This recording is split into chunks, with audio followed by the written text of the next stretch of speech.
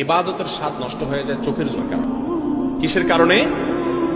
আমি আপনাদেরকে আল্লাহর উপরে ভরসা করে বলছি, যদি কেউ ইবাদতের স্বাদ পান না এই অভিযোগ করেন, আপনি টানা 10 দিন 20 দিন এই চোখ দিয়ে হারাম কোন পর্ণার দিকে তাকাবেন না, কোনো মিউজিক কোনো গান শুনবেন না, মোবাইলেও না, মোবাইলের বাইরেও না, টেলিভিশনেও না, কোনো দিকেই না।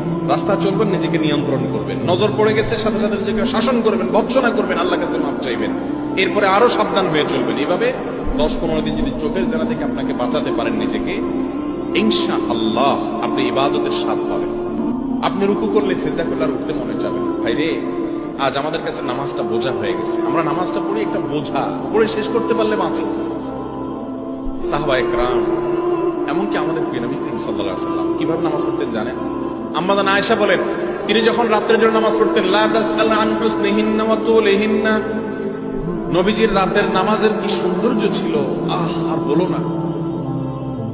যখন তিনি দাঁড়িয়ে কিরাত পড়তে থাকতেন, এত লম্বা সময় পড়তেন, আমরা মনে করতাম হায়রে রুকুতে আর যাবেন না মনে হয়। রুকুতে যাওয়ার পর সুবহান রাব্বিয়াল আযীম, আল্লাহর পবিত্রতা বর্ণনা করছেন, মালিকের সামনে নিবেদন করছেন তাসবিহ। এত বেশি ভালো লাগা কাজ করতো, নবীজি রুকু থেকে আর উঠতেন না। আমাদের আয়েশা বলেন, মনে হতো তিনি আর উঠবেন না, মাথা তুলবেন না। ভয় হতো যে হায়রে এত সময় ধরে তিনি রুকুতে আছেন, কষ্ট হয়ে যাচ্ছে, মাথাটা কেন তুলছেন।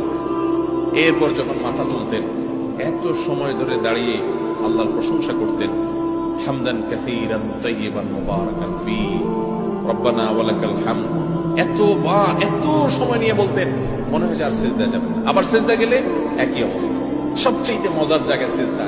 আমার মালিককে আমি সিজদা করছি, এই সিজদার বিনিময়ে দুনিয়া এবং দুনিয়ার মধ্যে যা কিছু আছে সবকিছুর চাইতে উত্তম হবে, মালিকের সবচেয়ে নৈকট্য অর্জন হবে। আকরাবু মা ইয়াকুনুল আবদু মির রাব্বিহি ওয়া হুয়া সাজিদ, বান্দা আল্লাহর সবচেয়ে কাছে যেতে পারে যখন সে সিজদায় চলে যায়। প্রধানমন্ত্রীর খুব কাছে যেতে পারলে, প্রেসিডেন্টের খুব কাছে যেতে পারলে আমাদের গর্ব হয়।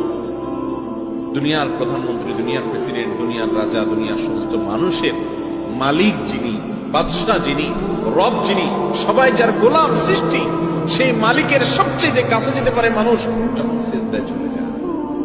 আপনি যদি মনে করেন আমি সিজদায় আছি, আমার রবের সবচেয়ে কাছে আছি, একবারে সামনাসামনি রবকে পেয়ে আমি নিবেদন করছি, সুবহান রাব্বিয়াল আলা, ও আমার মহান প্রভু মালিক, আপনি পবিত্র, আপনার পবিত্রতা আমি বর্ণনা করছি।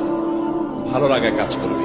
নবীজি সাল্লাল্লাহু আলাইহি ওয়াসাল্লাম লম্বা সময় সিজদা করতেন, উঠতে চাইতেন না। আর আমাদের অবস্থা হলো নামাজ তাড়াতাড়ি করে শেষ করতে পারলে বাঁচি। নামাজের পরে যদি বৃষ্টি হয় তো মসজিদের দুয়ারে এসে সবাই এমন ভাবে একত্র হয়, মনে হয় জেলখানায় আছে, বাইরের জন্য সবাই পাগল হয়ে গেছে। ঠিক না ঠিক? ভাইরা আমার, এই ইবাদতের স্বাদ নষ্ট হয় যে কাজগুলোর মাধ্যমে, তার মধ্যে অন্যতম একটা কাজ হলো চোখের গুনাহ, যেটা আজ ব্যাপক হয়ে গেছে। এই জন্য ইবাদতের স্বাদ নাই। আল্লাহ আমাদেরকে চোখের জেনা থেকে বেঁচে থাকার তৌফিক দান করুন।